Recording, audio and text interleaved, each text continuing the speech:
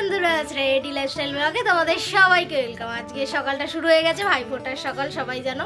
তো আজকে সারাদিনের ব্লগ আছে, তোমরা দেখতে থাকো আজকে কি কি হয়। প্রথমেই তো সকালে উঠে রেডি হয়ে নিয়েছি।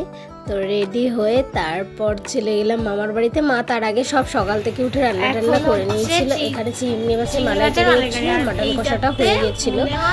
আর তারপরে গেলাম মামার বাড়ি। এক এক করে সবার সব মিষ্টি, মানে আমার মা মামাদেরকে যে যে মিষ্টি দিয়েছে বা মাসিরা দিয়েছে সব সাজিয়ে নিচ্ছিলাম।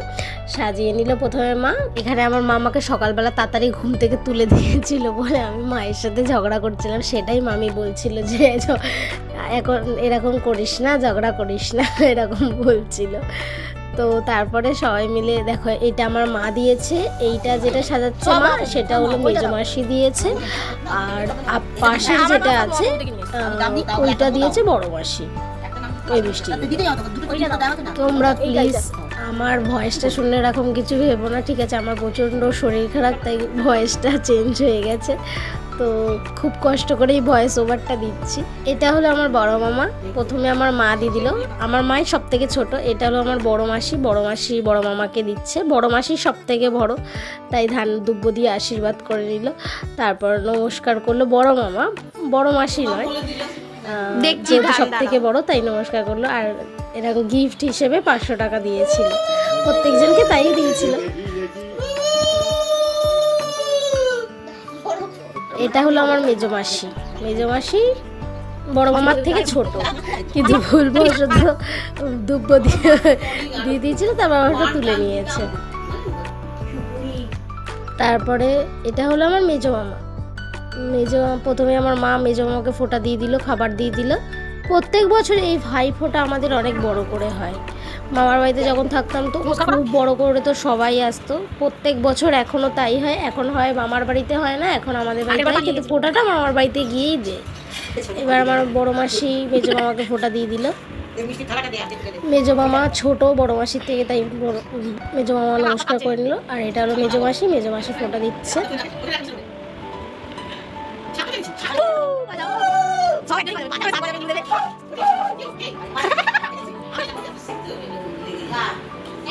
এটা হলো দুলু, এটা হলো সোনা, মানে এটা আমার হলো ছোট দাদা, ঠিক আছে? তো আমি ইচ্ছা করে রেডি হয়ে আসিনি, চান করে গেছিলাম, বাট রেডি হয়ে আসিনি আমি বাড়িতে গিয়ে ফোঁটা দেবো বলে।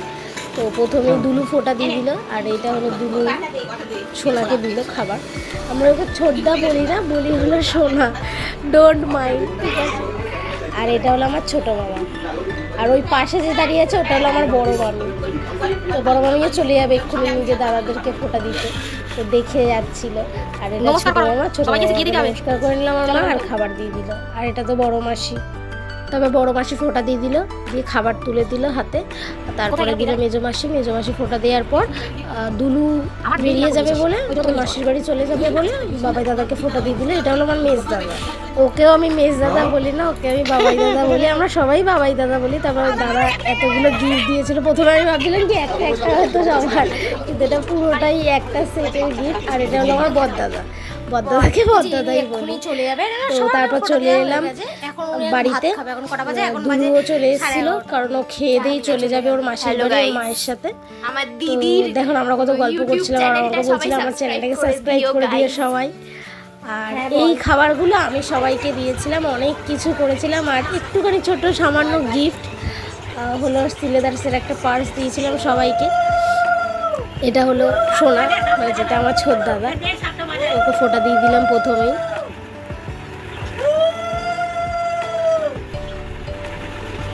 সত্যি বলতে সারা বছর আমি কোনোদিনই ওকে নমস্কার করি না, শুধু ভাই ফোঁটার দিনটা আসলে ওকে নমস্কার করি। ও আসলে আমার থেকে 1 বছরের বড়, তাই ওকে আমি মানে দাদা বলি না, সোনা বলে ডাকি। পছন্দ হয়েছে না কি বলছে কি বুঝতে পেরেছি, ভালো ব্যাগ আছে, খুলে দেখ। এখানে আমি ওকে বলছিলাম একটু খুলে দেখ কেমন হয়েছে পার্সটা, ওর খুব পছন্দও হয়েছে। আর সিলেদার্সের পার্স তো খুব ভালোই হয় জানো। চেষ্টা করেছি, কোনো বছরে গিফট দিই না, এবছর প্রথমবার ওদেরকে গিফট দিয়েছি। প্রত্যেক বছর খাবারই তুলে দিই, এবছর গিফট দিয়েছি। তো তারপর বাবাই দাদা চলে এলো, বাবাই দাদা বেরিয়ে যেত, ঘুরতে চলে যেত, বিকেলবেলা ট্রেন ছিল। তো তাড়াতাড়ি করে বাবাই দাদাকে ফোঁটা দিয়ে দিলাম, দিয়ে খাবারটা তুলে দিলাম। আর অনেকগুলো গিফট দিয়েছিল। তারপর বাবা যাতে চিকেনের কিছু খায় না, তাই এটা প্যাটিসের এটা ছিল, প্যাটিস না ওটা ছিল স্যান্ডউইচ, সরি। তারপর দিদি চলে এসছে, দিদি সবার প্রথম ফোটা দেয় অবশ্য, কিন্তু দিদি ততক্ষণ দিদি খুব শরীর খারাপ বলে দিদি তাড়াতাড়ি আসতে পারেনি, তো একটু দেরি হয়ে গেছে, কারণ পিউরও ফটো দেওয়ার ছিল, ওই জন্য দেরি হয়ে গেছে। দিদি ওই খাবারগুলো দিয়েছে দাদাদেরকে, তারপর সোনাকে দিদি ফোটা দিয়ে দিল। না তুমি তুলো আসো।